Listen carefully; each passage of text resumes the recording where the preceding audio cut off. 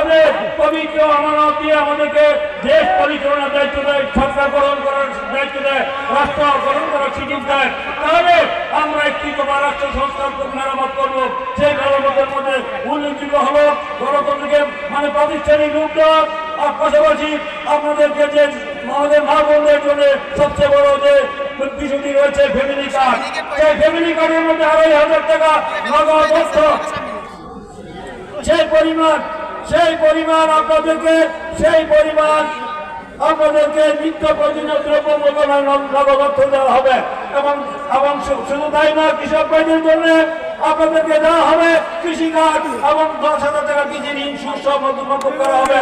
এবং আপনাদের যেটা আমাদের প্রিয় নেত্রী দেশনেত্রী এবং খালেদা জিয়া, তিনিও কিন্তু আমাদের দেখেছে 5,000 টাকা কৃষি ঋণ সুসহ তিনি মন্তব্য করেছিলেন।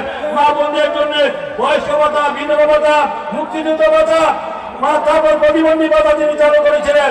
দ্বাদশ শ্রেণী পর্যন্ত নারীদের শিক্ষা ফ্রি করেছিলেন, অবৈতনিক করেছিলেন। শুধু তাই নবমুখী চালু করেছিলেন, শিক্ষার বিনিময়ে খাদ্য চালু করেছিলেন। এটা বেগম খালেদা জিয়া করেছিলেন। এগুলো কার্যক্রমের মা বোনদের জন্য সেই ফ্যামিলি কার্ডের ব্যবস্থা তারা ফ্যামিলি চলে।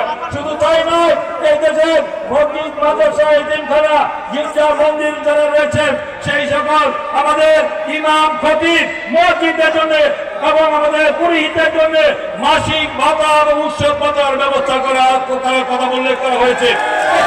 সরকার নাই, তাই আজকে আমাদের সরকার সেই সুযোগগুলি করে দিয়েছে। তাই আজকে আমাদের সরকার সামনে যদি নির্বাচিত হয়, আমরা যারা বলি সেটা বাস্তবায়ন করে 31 নম্বর বাজেট সকল রাষ্ট্র কল্যাণ নিহিত আছে, জনগণের ভাগ্যের পরিবর্তন করার সুযোগ আছে। আমি খালি বলতে চাই, শেষ কথা, এই মাধবদী অঞ্চলে যে আমাদের মাধবদী পৌরসভাকে কি আধুনিক পৌরসভায় রূপান্তরিত করা হবে এবং যানজট নিরসন করা হবে, রাস্তাঘাট প্রশস্ত করা হবে। ঘরে যে অবস্থা, যে আমাদের এখানে যে পরিবেশ দূষণ হচ্ছে, সেই পরিবেশকে বাস্তবায়ন করা হবে। এটা শিল্পাঞ্চল, এই শিল্পাঞ্চলে গ্যাস বিদ্যুৎ নির্বিচ্ছিন্নের ব্যবস্থা করা হবে।